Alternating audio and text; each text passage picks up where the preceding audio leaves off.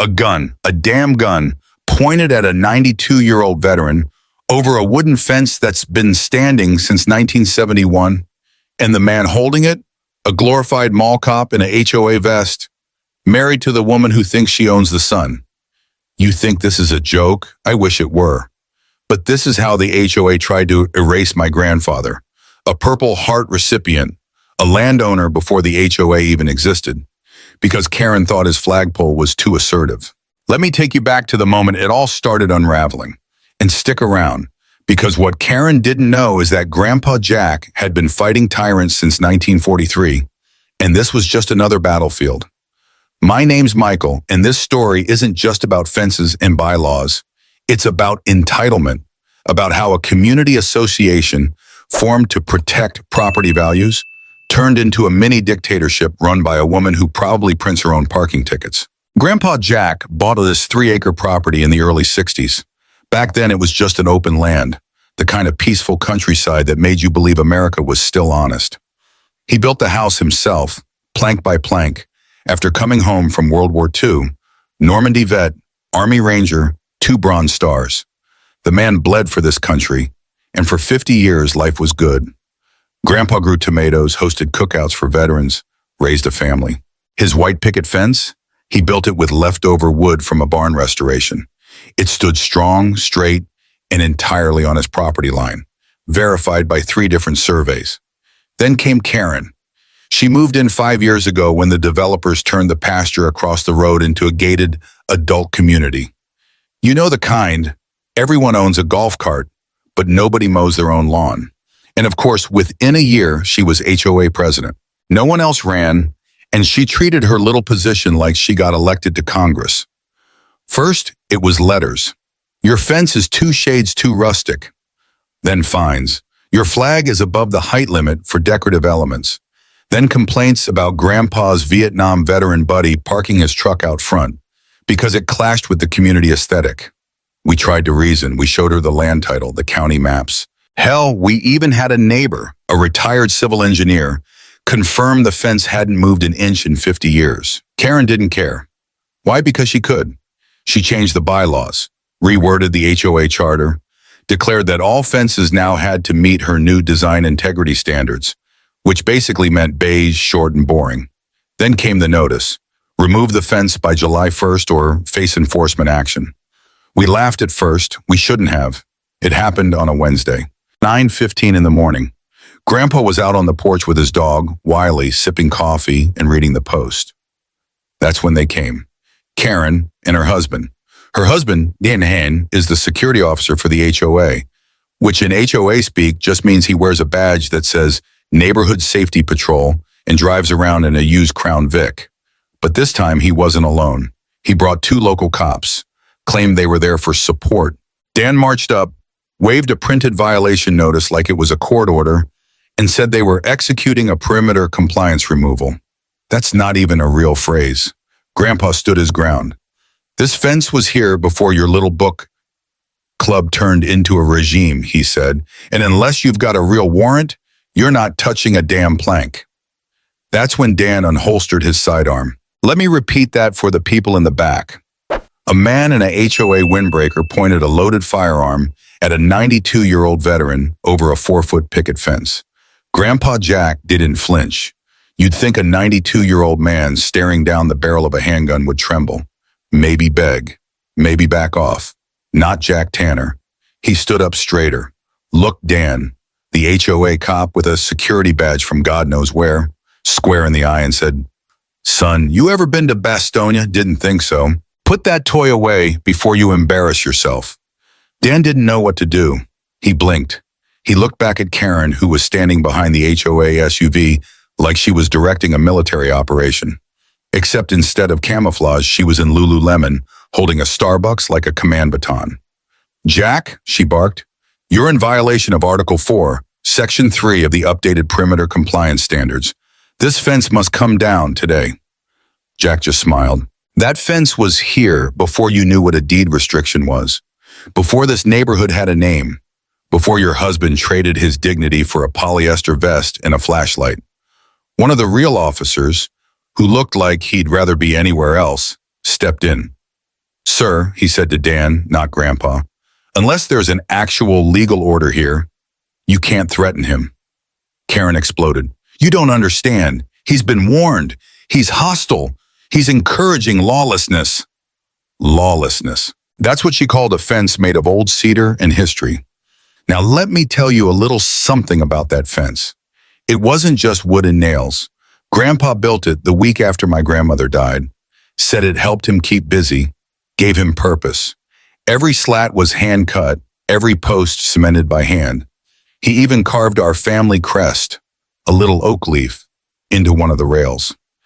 It ran 120 feet across the front yard and stood 4 feet tall, harmless, legal, surveyed 3 times.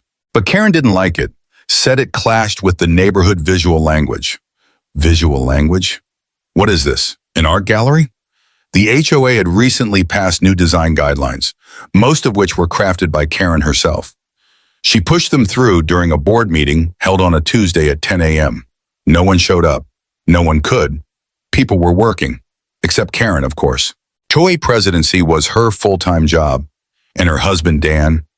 He patrolled the neighborhood 3 times a day, mostly giving citations to anyone who had mismatched patio furniture or political signs.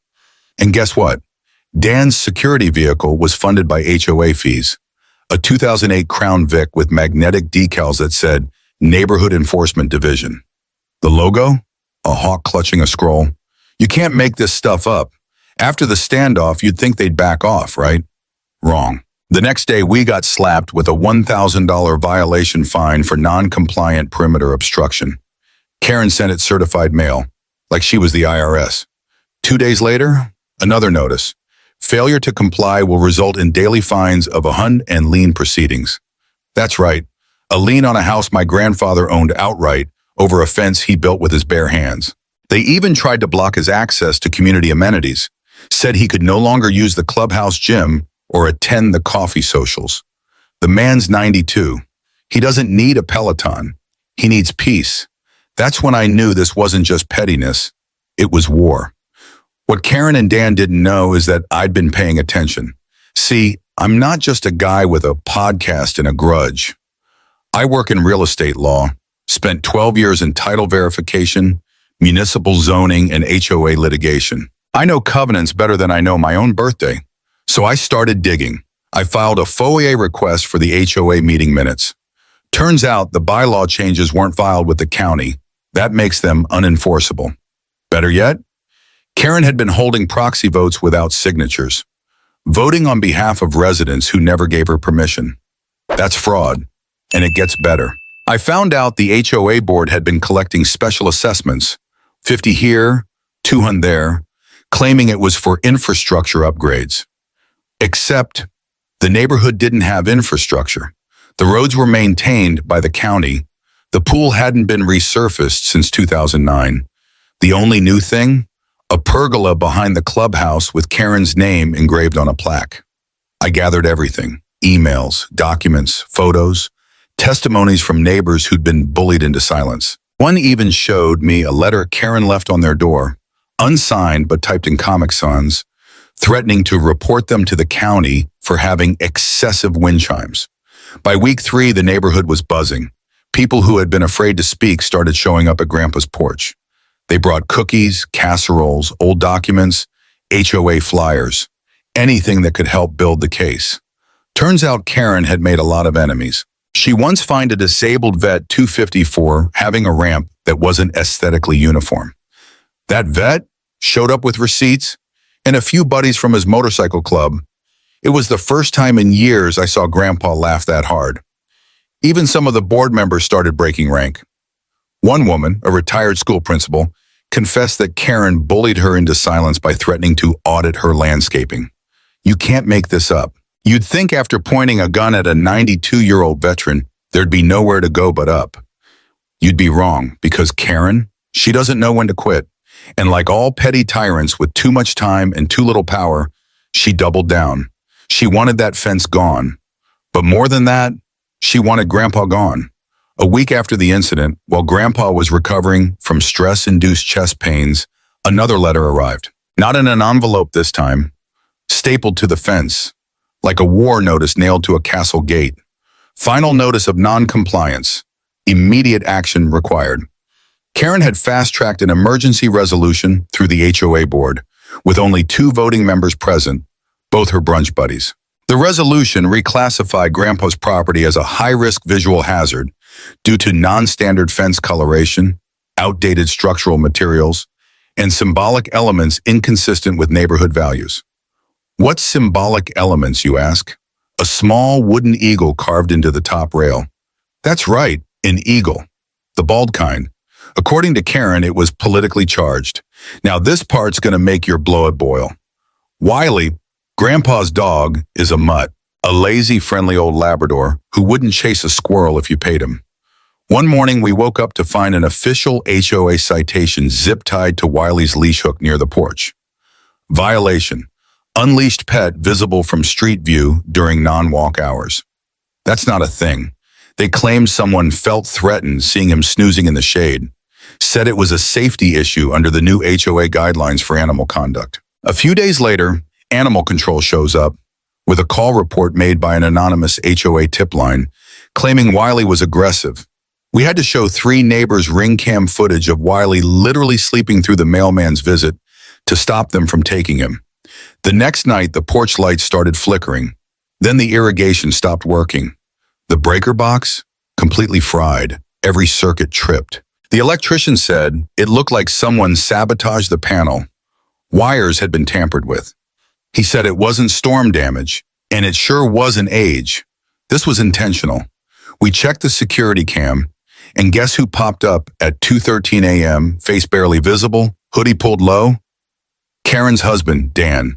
Didn't do much, just leaned behind the box for a few seconds, then walked off. We took the footage to the sheriff. He said it wasn't clear enough for a criminal case, but we could include it in our civil filings, which we did. That night, Grandpa didn't sleep. He sat in his old recliner, Wiley curled up beside him, TV on mute.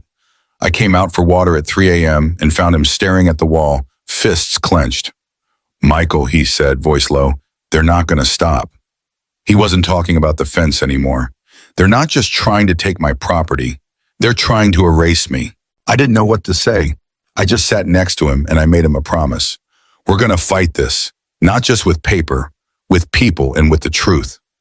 By now, the community was buzzing. The mailbox bulletin board was covered in anonymous flyers. Is your HOA working for you or against you? Ever been fined for owning a lawn gnome? Know your rights, HOA overreaching you.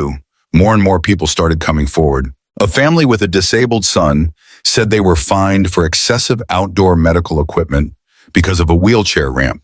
A retired teacher said Karen tried to force her to remove a bird feeder because it attracted non-native species. Even the sweet couple on the corner, who never talked to anyone, came forward with photos of Karen's SUV parked inside their lawn during one of her inspections. And then, at the clubhouse spring social, Karen made a speech that sealed her fate. She called Grandpa a rogue homeowner, said Wiley was a safety liability, and claimed there must be consequences for stubbornness. Someone recorded it. We uploaded the video that night. Within 48 hours, it had 43,000 views on YouTube under the title, HOA President Declares War on Veteran Over Wooden Fence. Comments flooded in. She needs to be removed. This is elder abuse. That dog has more patriotism than Karen ever will. Someone give Grandpa Jack a medal.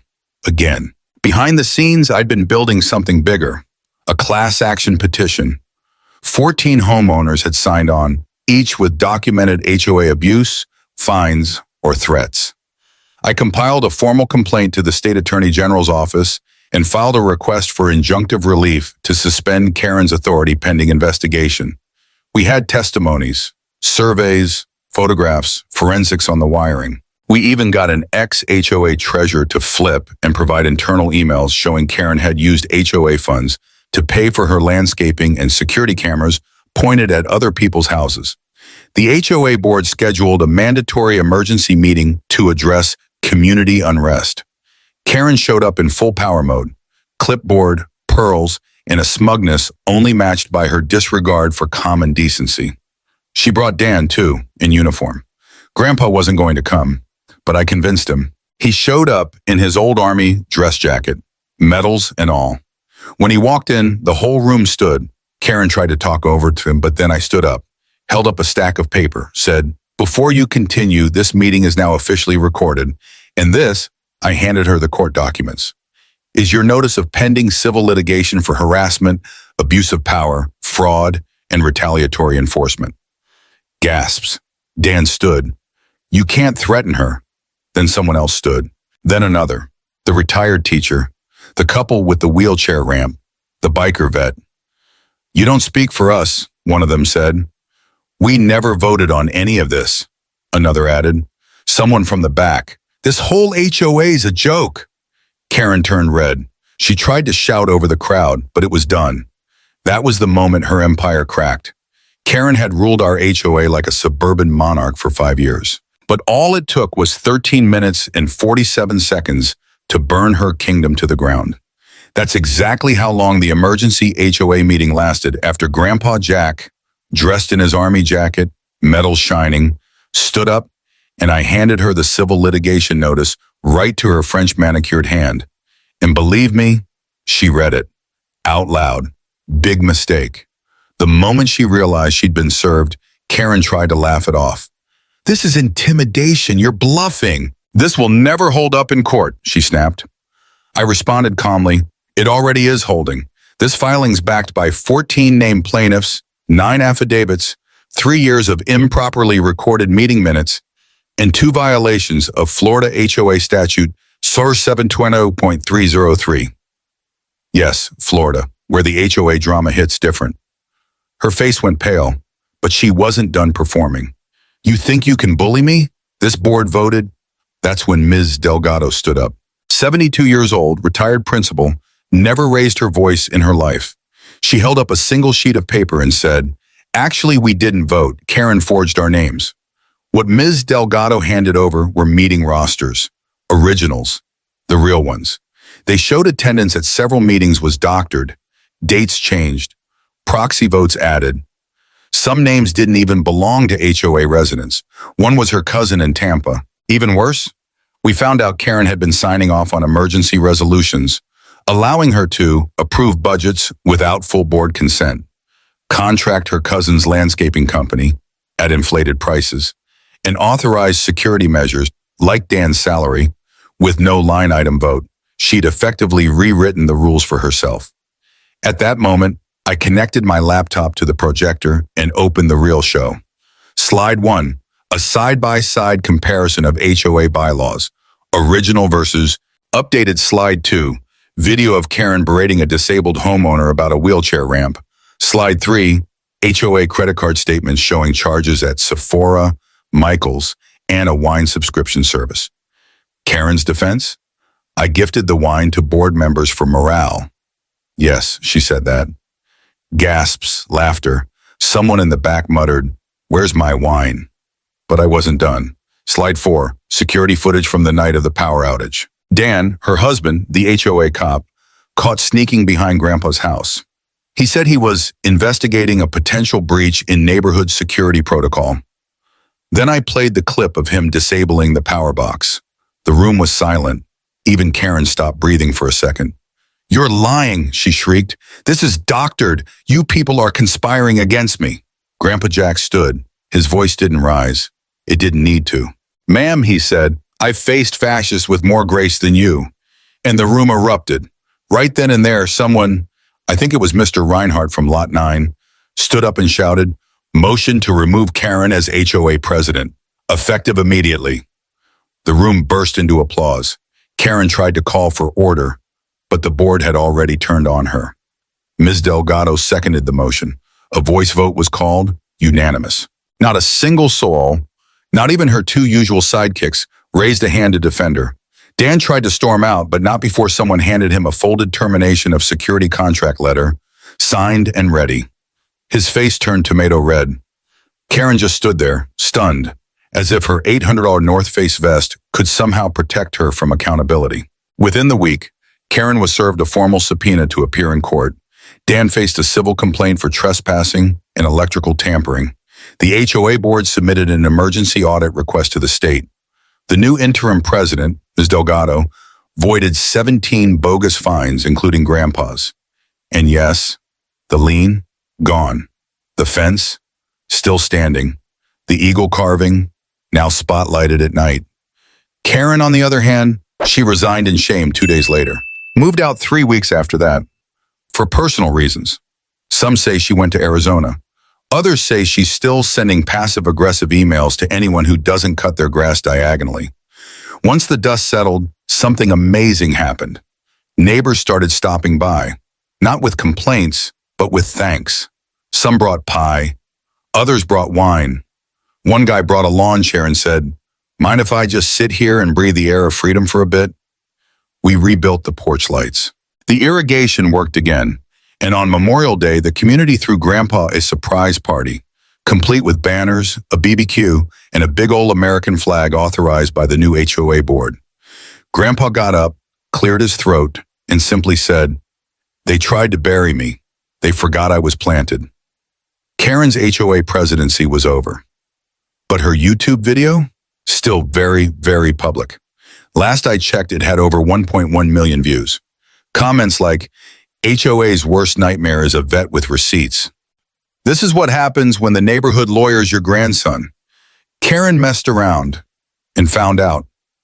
My personal favorite, Fence 1, Karen 0. In the weeks after Karen's fall, something shifted in the neighborhood. It was subtle at first, like the air after a storm finally passes. People walked their dogs a little slower. Kids rode their bikes again. Lawn chairs came back out. Flags were flown proudly. Wind chimes tinkled without fear of fines. For the first time in years, people weren't looking over their shoulders. They were looking toward Grandpa Jack's house. The first order of business for the new HOA board, now led by Mrs. Delgado, was to clean house. Literally, they opened the books, audited the finances, froze all pending fines. Turns out Karen had been hoarding HOA funds like a squirrel with a gambling problem. $18,472 unaccounted for. Most of it spent on administrative retreats, security upgrades, and, no joke, custom stationery with her initials in gold foil. The board voted to pursue civil reimbursement. But Grandpa, he waived his personal claim. "Let the community have it back," he said. "They need a garden more than I need a check." And that's exactly what happened. On the far edge of Grandpa's land, where Karen once wanted to cut down a row of oak trees for sightline consistency, Grandpa planted a community garden. Not just any garden, a living memorial. Each plot named after someone he'd served with. Each row tended by a different neighbor. The teacher, the vet with the ramp, the couple who never used to leave their porch. There were tomatoes, cucumbers, sunflowers, and even a scarecrow shaped like a HOA Karen, complete with pearl necklace and clipboard. That one got a lot of photos. And at the center, a little bench carved with the words, "Respect is the real uniform." Grandpa didn't just keep his fence, he restored it, restained each plank, recarved the eagle, added small wooden medallions with the names of every neighbor who stood with him during the fight. Then he added something new, a second gate, one that opened to a walking path through his backyard and into the garden. "Never want a fence to keep people out," he said, "just to mark what you've worked hard to protect." Neighbors came just to see it. Local news even ran a piece. "Veteran turns HOA fight into Garden of Unity." The story went viral. Grandpa got letters from all over the country. Veterans, HOA survivors, even a school principal in Michigan who'd been fined for having too many lawn gnomes. One day, a call came through from a congressman, said he'd seen the video and wanted to send Grandpa a flag flown over the Capitol. Grandpa's response? "Tell him to send seeds instead. I've got more dirt than time." He got both. Karen's civil case finally came up. She showed up with a lawyer, wearing beige like she was attending a PTA brunch instead of facing fraud charges. The judge, a no-nonsense woman with zero patience for HOA tyranny, heard the case in just under 2 hours. The verdict? Karen ordered to repay misused funds, HOA fined for lack of oversight under her rule. Karen banned from holding any HOA position for 10 years statewide. Dan, her husband, received probation and community service, which ironically included assisting at local gardens. Outside the courtroom, reporters asked Grandpa if he felt vindicated. He smiled and said, Justice doesn't need to be loud, just firm. Something beautiful happened after all that. People started talking again, not about fences or fines or who parked too close to the curb, but about books, recipes, grandkids, dogs. The coffee socials came back in full force, this time held in Grandpa's backyard. No sign-up sheets, no clipboard check-ins, just people, chairs, coffee, and conversation. The HOA meetings became real again, transparent, voted, and respectful. And when the new board wanted to repaint the clubhouse, they asked. And guess who donated the paint? Grandpa Jack, brick red, his favorite color. One evening near the end of summer, I sat with Grandpa on the bench by the garden. He was quieter than usual, sipping sweet tea, Wiley snoring at his feet. You know, he said, I didn't fight for land or metals or fences. I fought so people could plant gardens without asking permission. I asked him if he ever wished he'd sold the place and moved somewhere quieter. He shook his head. This is home.